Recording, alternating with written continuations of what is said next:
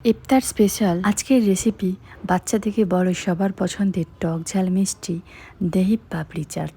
এই পাপড়ি চাটের পাপড়ি, দই, চাটনি এবং মশলা কিভাবে বানাবেন তা সম্পূর্ণভাবে এই ভিডিওটিতে দেখানো হয়েছে। এই দহি পাপড়ি চাট এতটাই সুস্বাদু যে দোকানের পাপড়ি চাটকেও হার মানাবে। খুব সহজে বাড়িতে এরকম সুস্বাদু পাপড়ি চাট আপনিও বানিয়ে নিন। তো সবার প্রথমে আমরা টক ঝাল চাটনিটি বানিয়ে নেব। তো এর জন্য আমি এখানে নিয়ে নিয়েছি প্রায় 200 গ্রাম মতো খেজুর। খেজুরের বীজ বাদ দিয়ে খেজুরকে নিয়ে নিয়েছি। আমি এখানে খেজুর ব্যবহার করেছি, আপনারা চাইলে এখানে তেঁতুলও ব্যবহার করতে পারেন।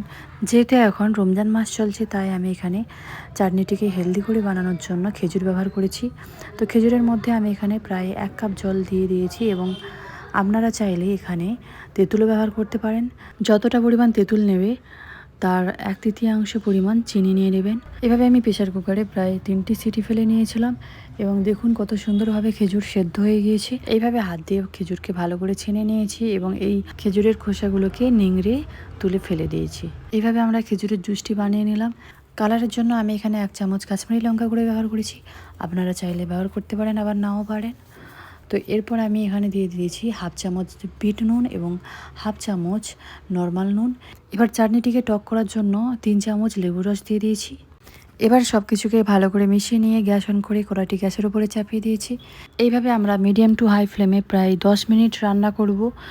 যখন দেখবেন যে হালকা একটু গাঢ় হয়ে আসছে তখন আমি এর মধ্যে 1/2 ইঞ্চি মতো আদাকে গ্রেট করে দিয়ে দিলাম। এবার সব কিছুকে ভালো করে নাড়িয়ে চাড়িয়ে আরও 1 মিনিট রান্না করে নেব। এরপর গ্যাস অফ করে দিয়েছি। দেখুন চাটনিটি এরকম পাতলা হবে, কারণ ঠান্ডা হওয়ার পরে একটু ঘন হয়ে যাবে, তাই আমাদের এরকম পাতলা রাখতে হবে। এবার একটি থালায় আমি নিয়ে নিয়েছি প্রায় 1.5 কাপ ময়দা এবং তার মধ্যে দিয়ে দিয়েছি 1/2 চামচ লবণ এবং দিয়ে দিয়েছি প্রায় 2 চামচ তেল। এবার এইভাবে হাত দিয়ে প্রায় 1 থেকে 2 মিনিট ভালো করে মিশিয়ে নেব সব কিছু। এইভাবে হাতের মুঠোয় রেখে চাপ দিলে এরকম ডলা পাকিয়ে গেলে তাহলে বুঝে নিতে হবে যে আমাদের মেশানো ঠিক হয়েছে। তো এবার ময়দার মধ্যে একটু একটু জল অ্যাড করে এরকম সুন্দর ডো বানিয়ে নিলাম। এবার আমরা এর মধ্যে দিয়ে দিয়েছি আজওয়াইন, প্রায় 1/2 চামচ মতো আজওয়াইন দিয়ে দিয়েছি। এবার আজওয়াইন ও ময়দাকে একটু ভালো করে মিশিয়ে নিলাম প্রায় 30 সেকেন্ড মতো। এবার এর মধ্যে আমরা সামান্য একটু তেল দিয়ে আরেকবার মিশিয়ে নেব। এইভাবে আমরা ভালো করে মিশিয়ে নেওয়ার পরে আমাদেরকে এখানে ডোকে রেস্টে রাখা যাবে না, সঙ্গে সঙ্গে আমাদের পাপড়িগুলো বেলে নিতে হবে, কারণ রেস্টে রাখলে পাপড়িগুলো ফুলে ফুচকার মতো হয়ে যাবে। তাই আমাদেরকে সঙ্গে সঙ্গে পাপড়িগুলো বেলে নিতে হবে এবং ভেজেও নিতে হবে। তাই আমি এখানে ডোকে 3 ভাগ করে 1 ভাগ নিয়ে এরকম লম্বা করে নিয়েছি এবং এইভাবে ছুরির সাহায্যে ছোট ছোট করে কেটে নেব। এই রকম সাইজে কেটে নিতে হবে। এবার হাতে এইভাবে প্রেস করলে সুন্দরভাবে গোল হয়ে যাবে। মনে রাখতে হবে আমাদেরকে এখানে কোনো ময়দা ব্যবহার করা যাবে না। এইভাবে হালকা একটু বেলে নেব।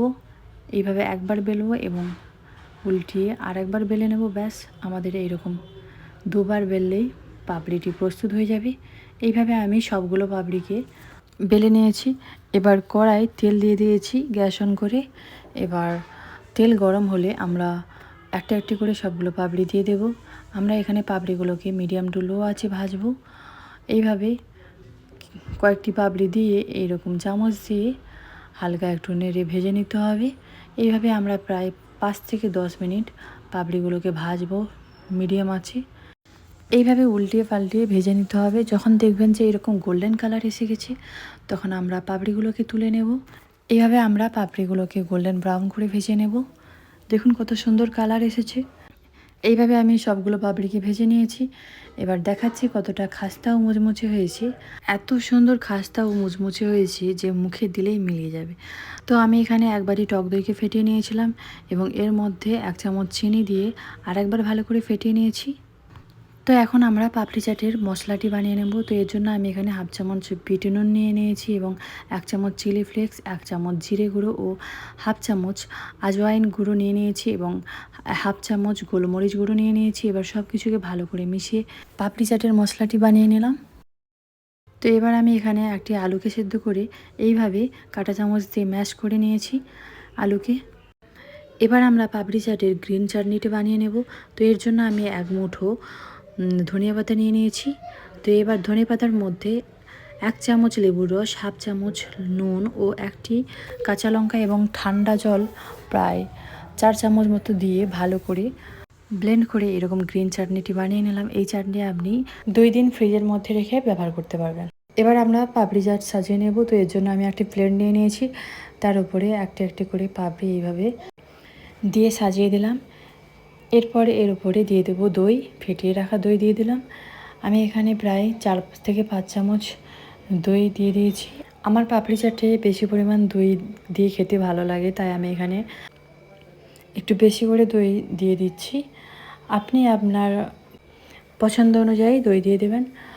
তো এরপর আমি এর উপরে দিয়ে দেব আলু, ম্যাশ করা আলুকে এর উপরে দিয়ে দিলাম একটু একটু করে, এইভাবে আলু দিয়ে সাজিয়ে দেব। এবার আমি এখানে ধনিয়া পাতা নিয়ে কুচিয়ে নিয়েছি, একটি কাঁচা লঙ্কা কুচিয়ে নিয়েছি এবং একটি পেঁয়াজের হাফ অংশ নিয়ে এইভাবে ছোট ছোট টুকরো করে কুচিয়ে নিয়েছি। এবার পেঁয়াজ দিয়ে দিলাম, এরপরে এর উপরে ধনিয়া পাতা কুচি দিয়ে দিলাম।